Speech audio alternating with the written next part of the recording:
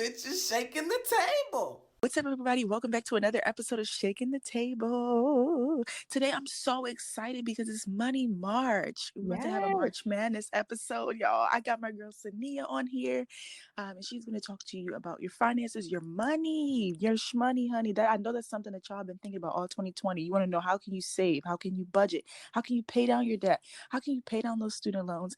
Cinneah has I'm not gonna say you have all the answers. Let me not put you on the spot.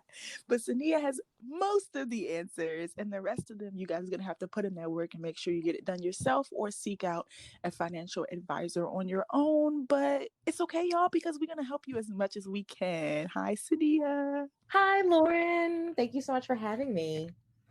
Of course, girls. So as I said before, this is going to be Money March. It's going to be a 2-part series where in the first part, we're going to talk about budgeting, paying down your debt.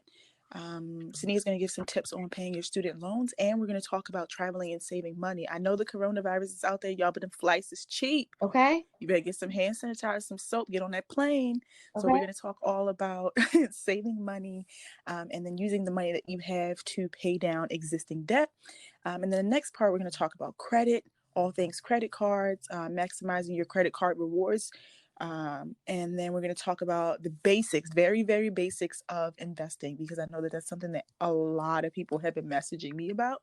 So we're going to touch on that a little bit in the next part. But for right now, let's give a little bit of background about who Cinneah is, just so people know who they're listening to. So Cinneah, what do you do?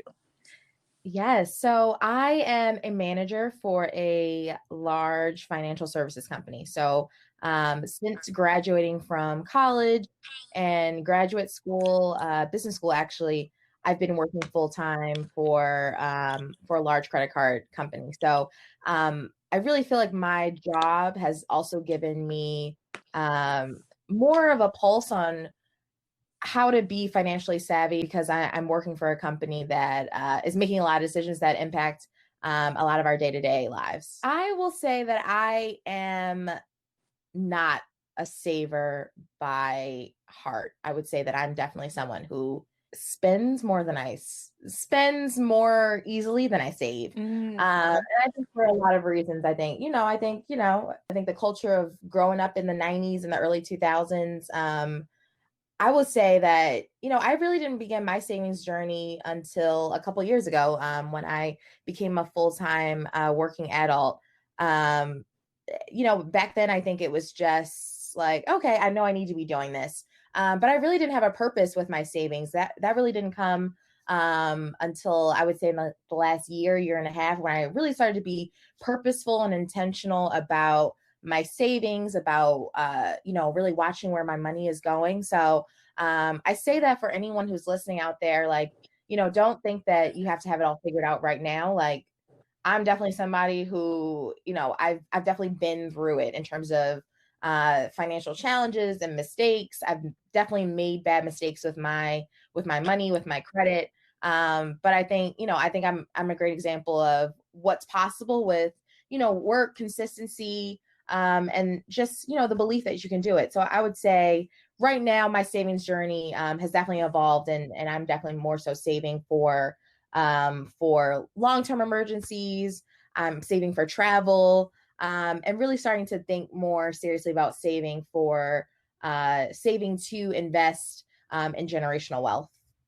Okay, so talk about that a little bit, because Yeah. I know one of the challenges, especially facing like young Black millennials, is like the generational wealth thing. It's like, okay, so some of our parents may not have had it, so we're kind of already in the scarcity mindset.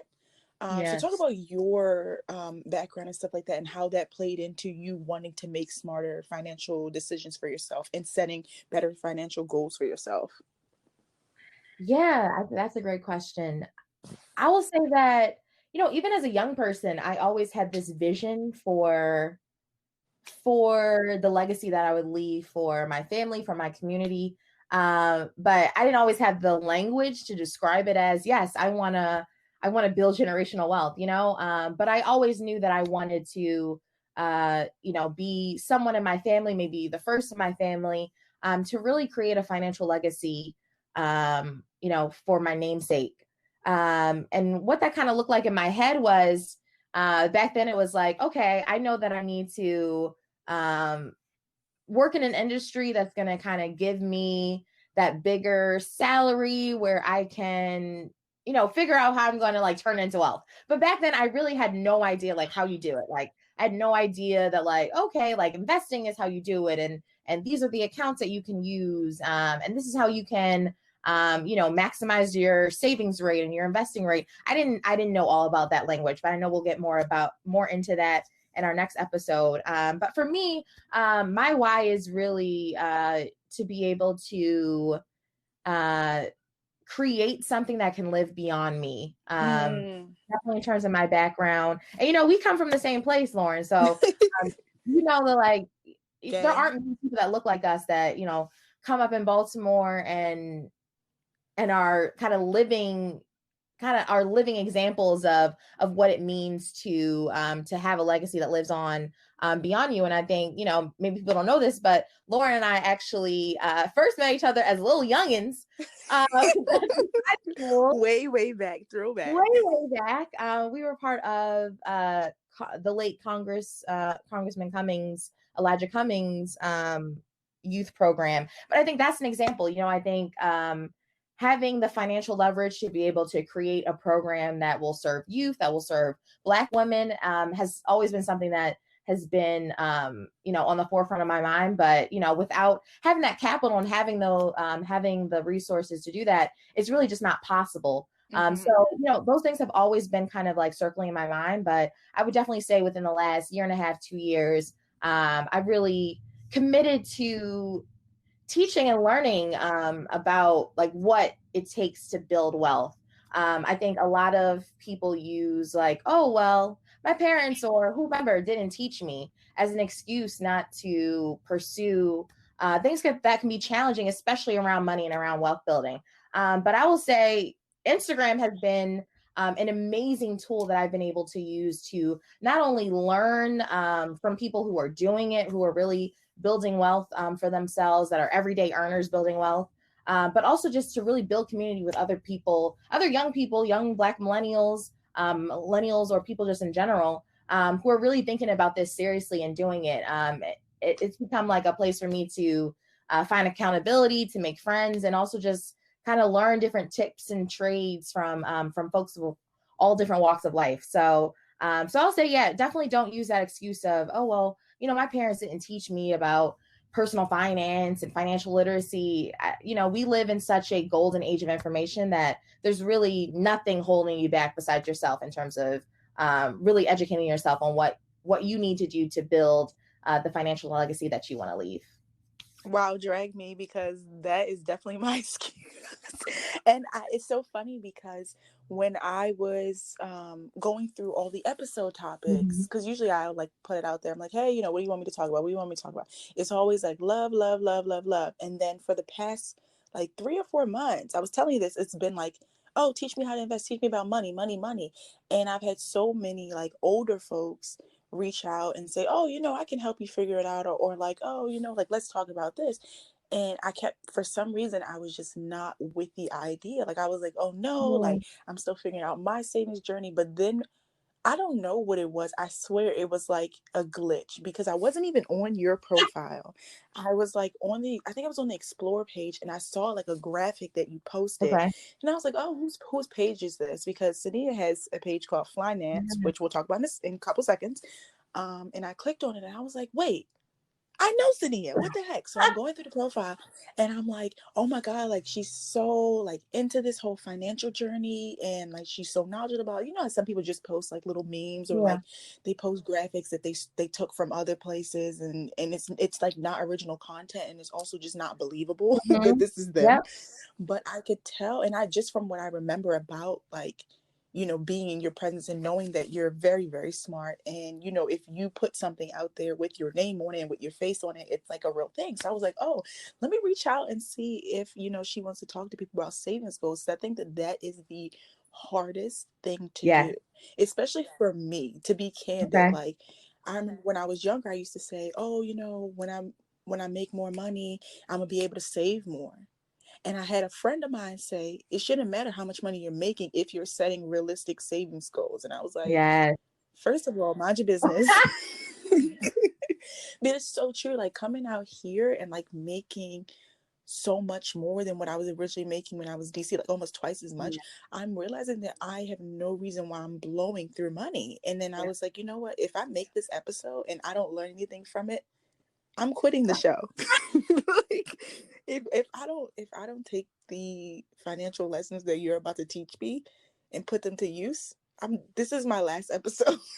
Because there's no excuse anymore. Right. Like you said, like all this information is readily available. So I guess we can just get straight into like the basics of what is finance, why did you create it, and then we can start talking about those savings goals and how to be more realistic with your budget and tracking those things, because that's kind of like what you talk about on your page. So start with what is finance, because the girls would love to know. Yes, no, definitely. Well, before we get into that, I'm really curious about one of the things that you said. Like, why do you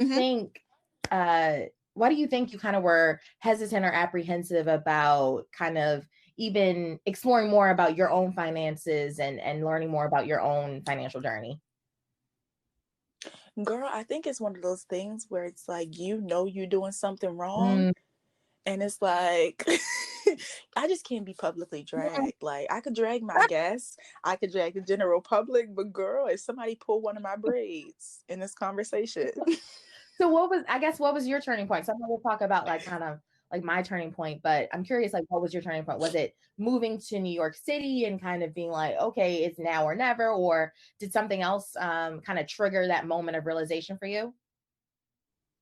I think for me, it was realizing that I get paid weekly and like I'm spending money on stuff that is like absolutely useless. I think this came like, I want to say like mid-January. I was sitting there and I'm like going through, because I started to create like weekly budgets. Okay, these are the things that are due, like these are the dates that they're due, and this is how much I'm going to have left over.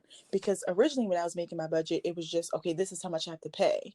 Like say $400 goes to my bills this week, and that way next week I can save half of my check. And then I was looking back next week and I was like, I didn't save half of my check. You want to know why? Because I just bought a pair of sneakers, I just bought jeans, I bought 3 books, I bought hair products, I bought food. And I look up and I'm like, out of that check, I only got $250 left. What's going on? So I think from there, like I was just like, okay, going into a new year of life, because I just turned 24, going into a new year of life, I'm like, okay, celebration.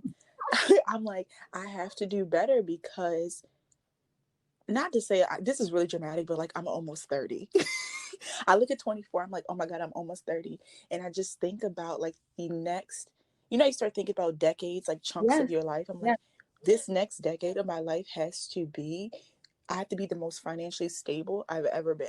Because if not, then everything that I've ever learned in school, everything I've learned from my parents' situation, everything that like led up to this moment, I have to like, and I know that that's a lot of pressure for one person, but it's actually not when you think about it, because it's just me cutting back on the like overindulging in things. Like, do I really need to go out and drink for the 3rd day in a row? Probably not.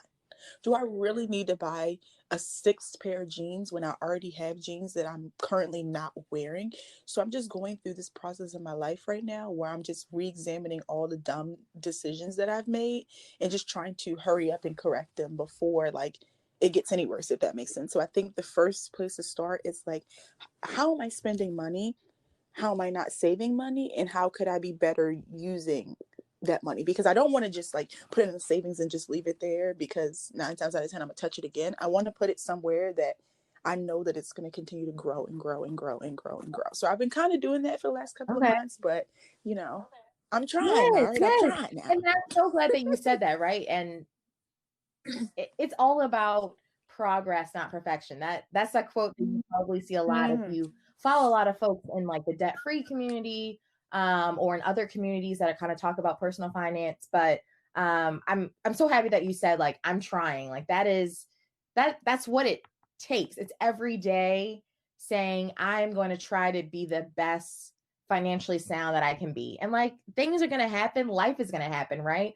Unexpected things will come up. But I think shifting your mindset to say, this is something that is important to me, really having a clear sense of why you're doing it, right? I mean, it sounds like you have a very clear sense of it. And, you know, just taking it day by day, I know for me has helped me really gain a lot of focus. And, you know, and I don't want people to think like, oh, she has it all figured out, because trust me, like I did not get into over $20,000 in debt like overnight. Like it was, you know, years of everything of what you're saying, like overindulging, just kind of not thinking about where I'm spending my money, and honestly doing a lot of flexing. Like I can't wait to talk about this in relation.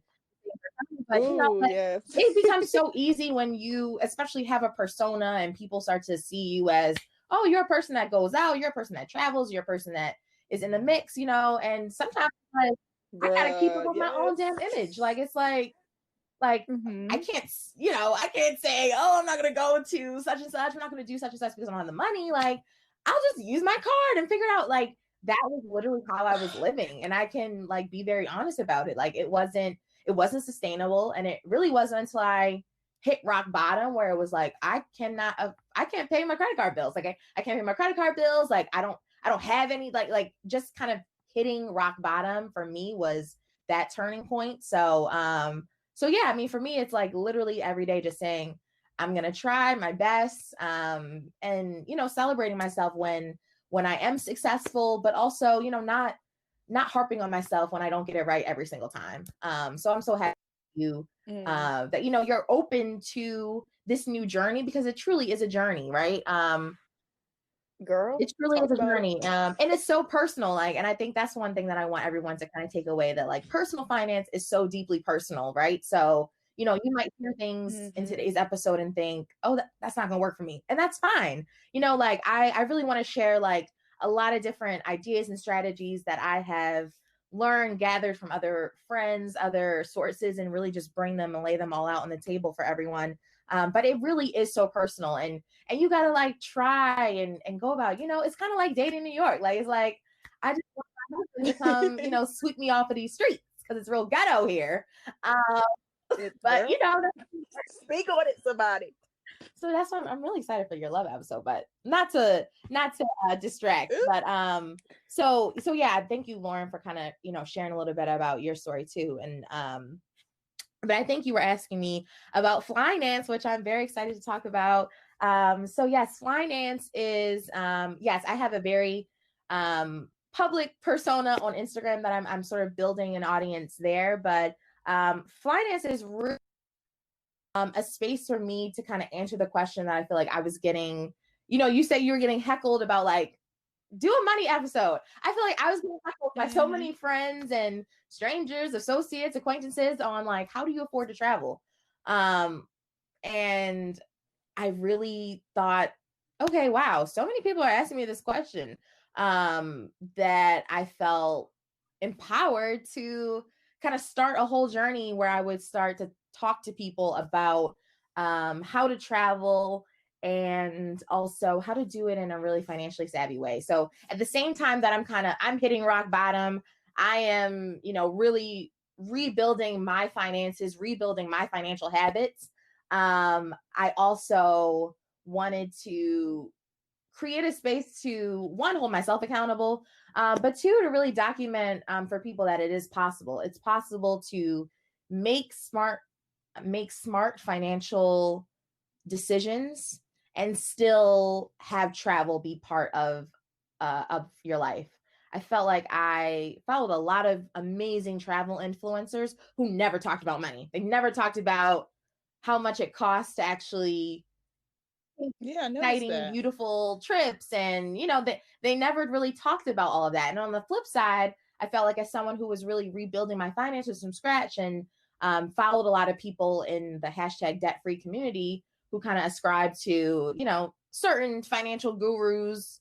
You know, the lesson always there was, if you're serious about getting out of debt, you're not taking vacations. Like, you take vacations when you're out of debt. You take vacations when you have financial control, and you clearly don't have financial control. So what are you celebrating on a vacation? And I just felt like neither one of those sides work for me. Like, it's just like, yeah, the polarity of that, I don't like it. Like, it's like you can't do both. They're like, you got to pick one. And I didn't believe that. And I, you know, travel for me gives me so much purpose, and really, you know, really makes me feel alive. So I couldn't imagine going on a journey to become debt free, to rebuild my finances, and not travel. And I felt like, no, I wasn't doing it perfectly, but I felt like I was actually, being conscious about, how I was going about travel in a way that I felt other people could benefit from. So I really just want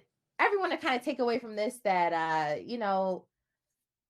it's all about just kind of putting one foot in front of the other.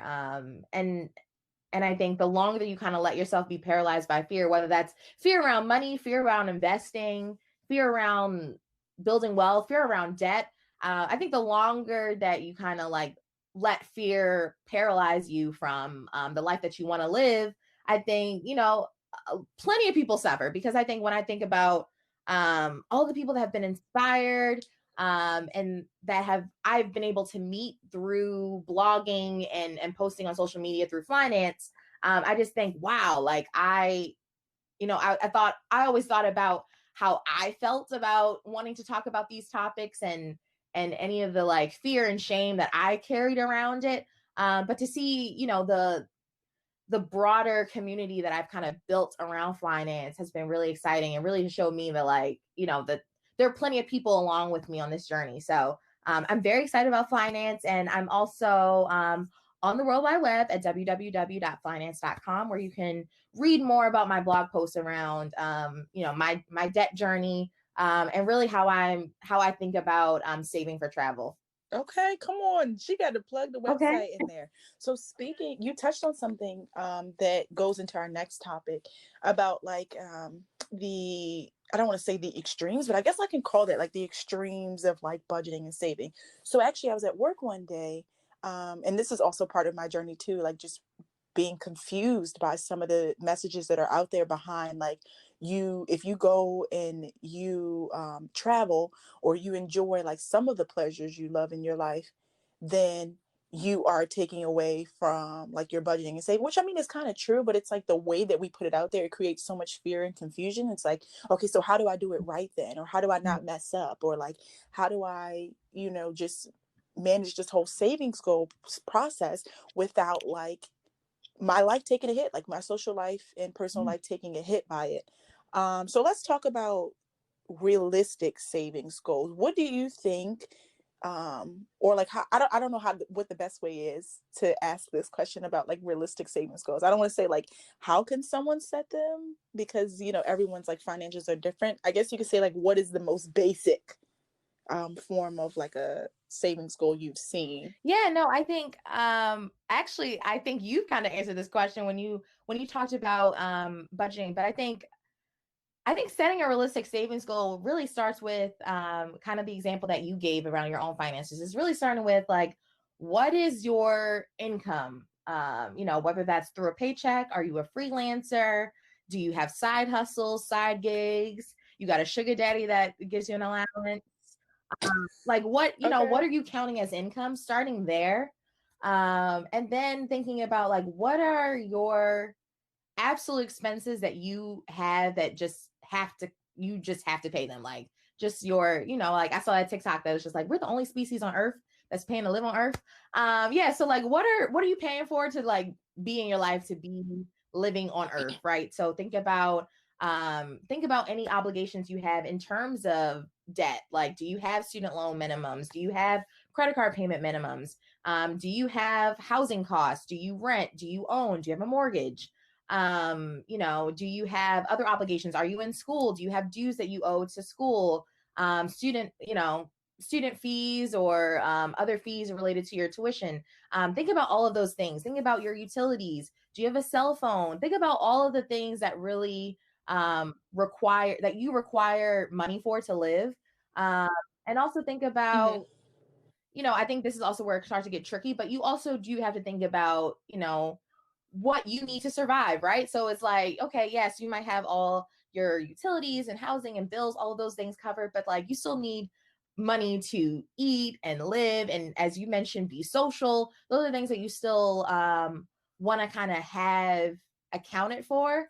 But I think for me, when I really kind of started to rebuild my finances, it was really taking a look at what is my income? What are the absolute bare minimum things that I need to pay for to survive? And really thinking about, okay, is there anything left? I think really starting there, because I think, I don't want to generalize and oversimplify that, like, we all have different financial situations, right? And I think for some of us, it really becomes a question of, how can I increase my income? Before we can even talk about savings goals, it's like, if you don't have enough income to really cover all of your absolute necessary expenses, then it becomes a question of, how can you increase your income? How can you, maybe move into a better paying job, move into an industry that's better paying. Also, use your skills, because we are the culture, right? Use your skills to actually create income for yourself. Like, I know so many people who, in my mind, like, are very successful, like, entrepreneurs who just literally use their skills that they have, whether that is making wigs, braiding, doing resumes, helping people with like PowerPoint presentations, helping people with like writing papers. Like, I mean, think about, like, people have always been around us who have had skills that they've monetized. Like, and I believe that we all do have skills that we can monetize. So really think about that. Like, don't be afraid to kind of think about that and lean into that. So, but I think, on the other hand, there also are people who will kind of look at their income, look at those expenses, and still have money left over. Like, kind of what you were saying, where you was just like, I know I have money left over. I'm just kind of elsewhere, right? And that's the boat that I fell into. So I think it's also kind of taking a pause there and thinking about, okay, so if you think about this surplus that you're saying is left every month, I'm a very analytical person. So for me, when I multiply that across 12 months and say, whoa, like, that's a lot of money that I actually do have, like, that, that for me became motivation to set realistic savings goals. So, so for me, it's kind of really starting with very big picture. What do you have coming in? What do you absolutely need to pay going out in terms of expenses? And if there's an opportunity, if there's a need for you to make more income, I think really starting there is where you really need to start before you kind of talk about realistic savings goals. And then if you do have a surplus and have extra money that you feel like could be going to better use, as you kind of mentioned, Lauren, I think it's also then thinking about what is your why, right? So, like, that's kind of what I even talked about in the wealth building aspect. But I think setting a realistic savings goal is, what makes it realistic is that it's realistic for you and your lifestyle. So I think there's a lot of information out there, especially in personal finance, on where you should be in terms of having money in your savings account and this, that, and the third. And I really don't subscribe to that necessarily. I think at the bare minimum, you absolutely should have money in the case of emergency. And I think, there is a school of thought that is, it should be 3 to 6 months of your expenses, or 3 to 6 months of your income. That if that resonates with you, if you feel like, yes, that feels like the security that I need right now, then, I feel like setting a realistic savings goal where, based on your income and your expenses, kind of do that math and kind of figure out, okay, is that $5,000? Is that $10,000? Kind of thinking in that regard is kind of like a way to think about it. For me, I really like to save for travel. So for me, I get really excited thinking about, okay, where are all the places that I want to go in the year, even if I don't kind of pinpoint exactly, but what are some countries that are really top of mind for me that I want to visit, and kind of like doing my research. And this is where it becomes fun, but kind of doing that research on, all right, like, if I'm gonna take a trip to Morocco, to to Paris, to Egypt, to any of these like amazing places, how much would it actually cost for me to get there if I truly had to pay it in cash? And kind of doing that assessment on like, all right, I'm gonna need, maybe I'm gonna need like $3,000 to go on this like dream trip that I want. How can I create a savings goal where I'm saying, all right, a portion of every time I get paid or get money coming in, I'm gonna put that towards my Paris fund, or like my South Africa fund, or whatever. So, I think when we talk about realistic savings goals, I think it's really about what is most important to you at this moment. It's kind of building that safety net for yourself. Is it, saving for a down payment for a house? Is it saving for, travel? Is it saving for, you know, family commitments? I think really kind of thinking about your own personal situation and your why will help you kind of create a realistic savings goal. So going off of that, I was reading your blog earlier and you mentioned like some apps and stuff like that, and then like a budget tracking sheet that you use. Can you talk a little bit about like any other financial apps? Because I know I was using Mint for a while, which I really liked. So just talk about those kinds of things that you can just easily put on your phone and download and help track your spending. Yeah, so Mint is a really popular tool. I will say, okay, so first of all, I'll say one, never not pen and paper. Never not pen and paper. I think if you're someone who is very visual, I think for me, literally just writing down, get you like a, you know, dollar notebook from the dollar store and a pen, and literally just writing out like, this is the money that I'm coming. This is like paycheck number 1 is going to be this. Paycheck number 2 is going to be this. And this is what I know I have going on and needs to kind of pay for. Like there are many people now who are kind of talking about budgeting to kind of look to for, you know, how do I want to format it? How do I want it to look? But I say never not pen and paper, because I think, you know, there's this idea that like, oh, if I'm not tracking in an app or doing this, then I'm not really budgeting, but like, you know, or saving, you know, sometimes what you have readily available is what you can use. But I'll also say, I would say if you want a digital app, I would say to first probably start with a free app, or at least an app that gives a free version. I think, especially when you're kind of trying a new savings or budgeting technique, I think sometimes it's better to kind of commit when it's free and then kind of invest later. So yeah, I think kind of the ones that are top of mind for me, and these aren't necessarily ones that I'm using, but just ones that I know other people have had success with.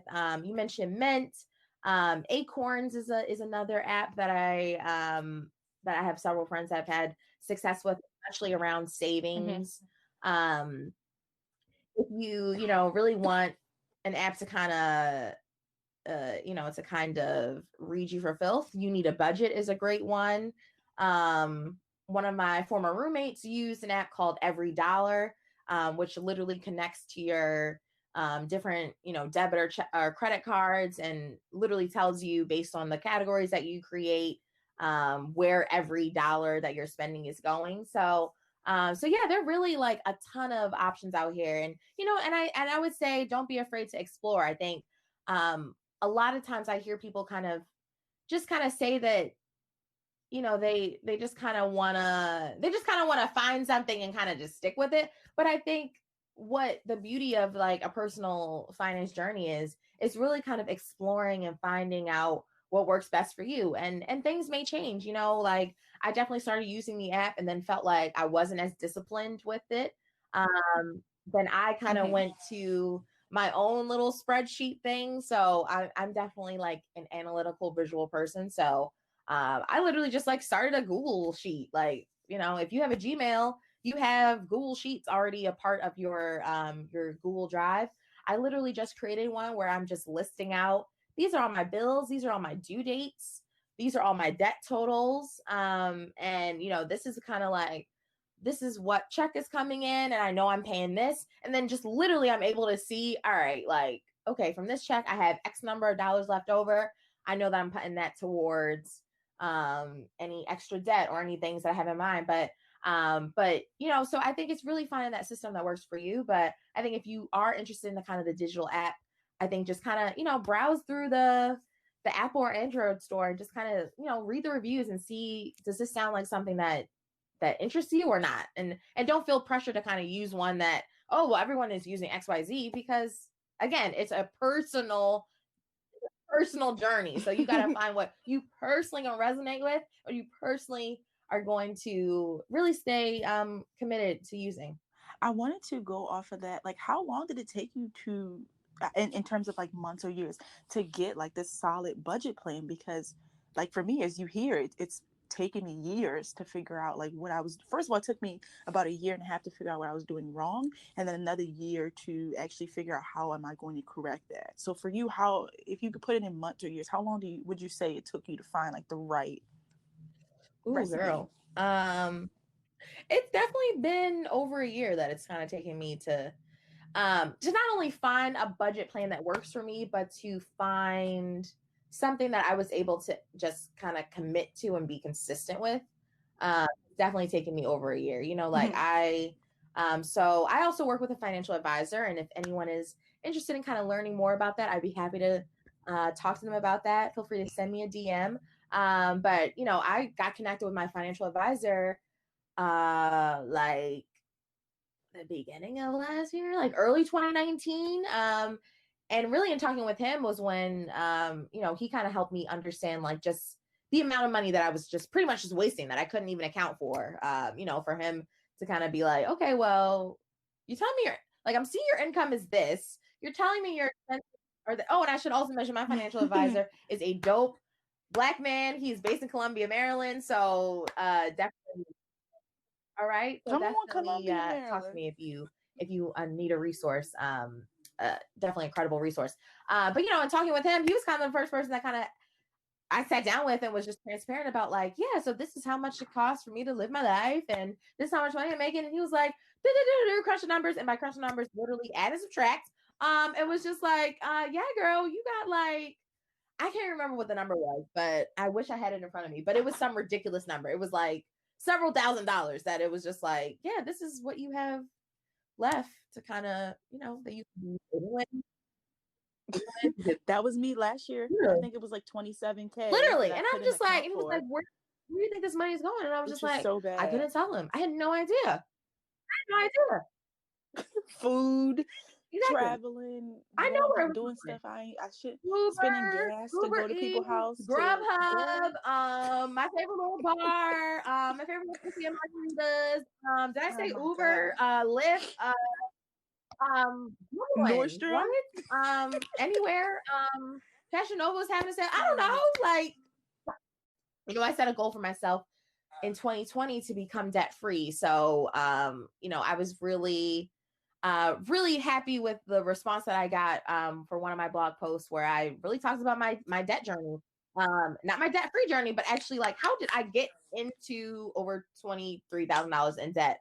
So really kind of talking about that, owning it, and really, yeah, for the first time, really sharing it. You know, it's real when your best friend texts you like, damn, girl, I didn't know you was in the hole like that.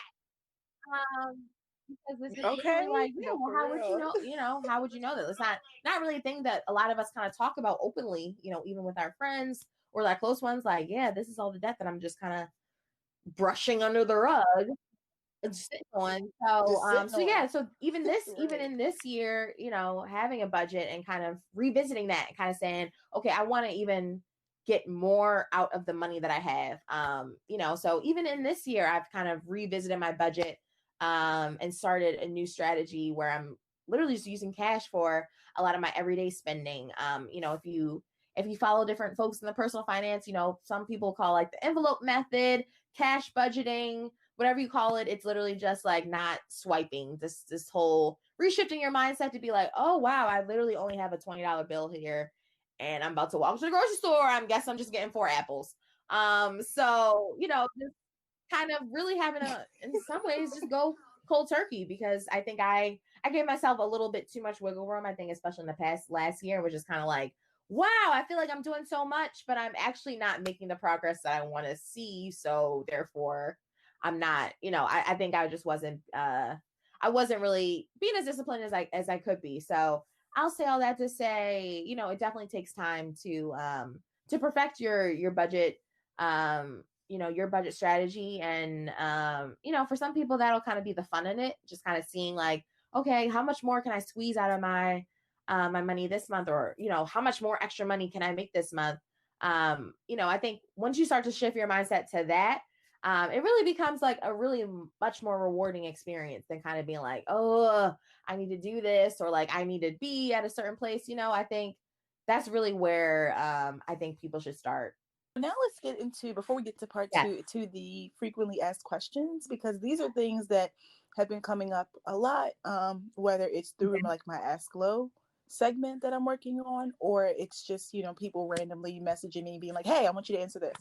So we kind of already touched in like the savings account and how much should be in there for the average person. But the next question is really, this is something that I struggle with in the past. Like, if you don't get paid regularly, how can you budget? Like, if you're a person who gets paid bi-weekly, or maybe you get paid at the end of every month, and it's kind of like a big lump sum of money, how do you suggest they go about budgeting?